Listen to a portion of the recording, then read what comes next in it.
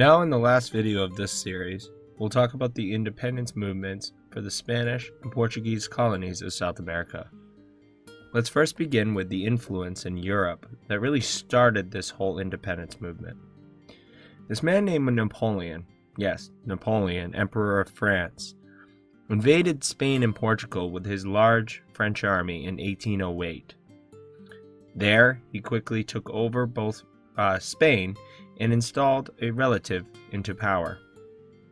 South American colonies were left alone to fend for themselves.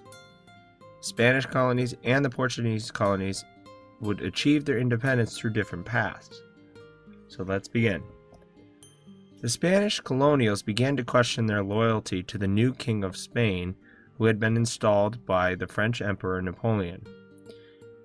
This is because the Spanish were basically administering themselves without the assistance of those colonial rulers who usually had been appointed by the Spanish leadership.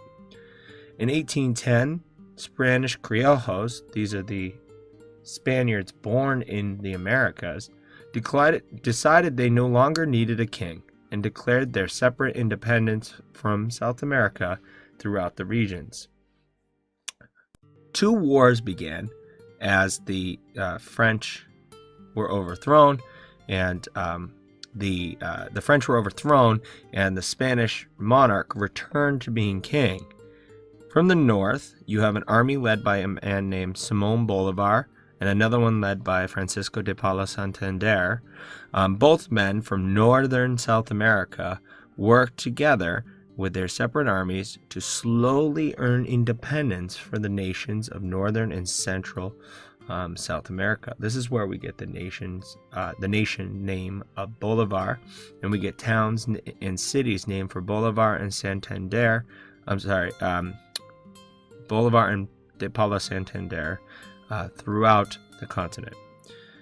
In the south, we have another general leading a war against the Spanish armies sent there to reconquer the colonies. They are led by José de San Martín. José de San Martín won independence for Argentina, Chile, Bolivia, and Peru. Now, in Bolivia, you have Bolivar and Santander's armies meeting and discussing what should happen with the continent. Bolivar wanted the entire continent to join together as colonies had in North America in what we now know as the United States. However, each regional colony had various mixes of ethnic groups, different resources, and different healthy economies or unhealthy economies. To join together would put the wealth and stability of some regions at risk for the sake of others. Because of this argument of whether or not they should get together, you have separate nations emerge throughout the continent. The Portuguese, however, had a different story. Not through war would they gain their independence like Spanish South America, but they would gain independence through politics.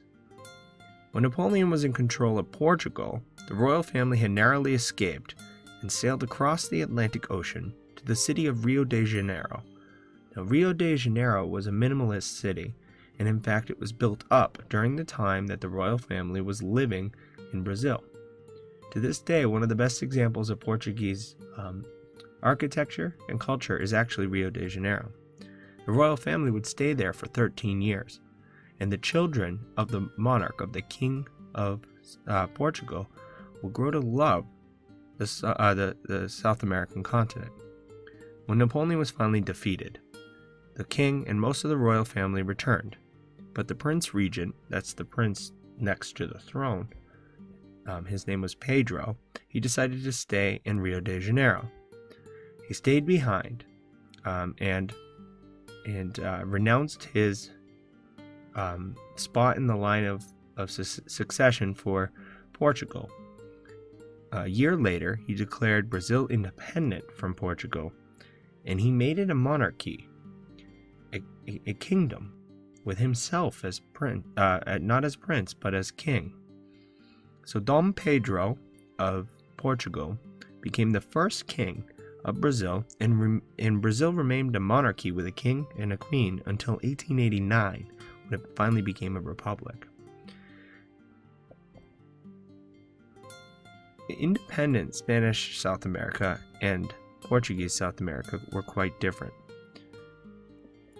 The class system would stay in place for Spanish South America, with slavery and forced labor of the Americans continuing throughout. They would still focus on gold mines. They would still focus on silver mines and plantations and coffee in Spanish South America.